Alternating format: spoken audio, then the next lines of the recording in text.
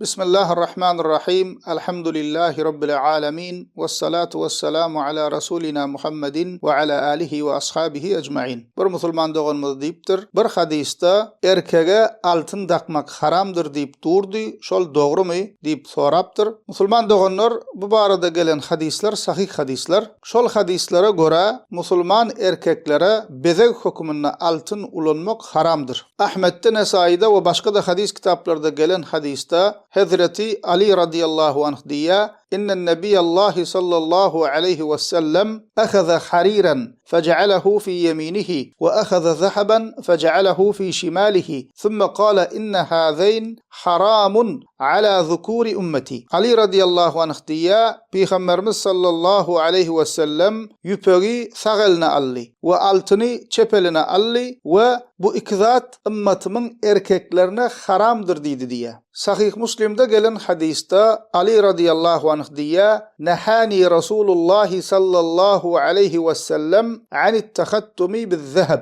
Peygamberimiz sallallahu aleyhi ve sellem altından yüzük takınmayı bana qadağan etti diye. Yani Müslüman erkeklere yüpökten egin eşik giymek ve altından yasalan bezegler ullanmak haramdır. Emma zinanlara altın takınmak halaldır. Bellik hukumunda Müslüman doğanlar dine sağlık sebepli ve zerurluk bolsa altını erkeklere ulanmağa ruhsat berilýär. Misal üçün altın diş takmak ýaly. Delili Tirmizi'de ve başka da hadis kitaplarda gelen hadiste bir sahaban söwüşde burnu çapylýar ve ona kumuşdan burun yasap takýarlar. Emma ol islenýär. Şonda Peygamberimiz sallallahu aleyhi ve sellem ona altından burun yasap takmağa ruhsat berýär. Şuna esaslanıp alimlerimiz eger sağlık sebepli zerurluk bolsa erkeklere altın ulanmağa ruhsat berilýär diýip fetwa berýärler. Emma ondan galan ýagdaýlarda erkeklere bezek hukumuna altın ulanmagyň haramlygy ehli sünnet alimler tarapyndan bir agzdan kabul edilýär. Elhamdülillahi Rabbil alemin.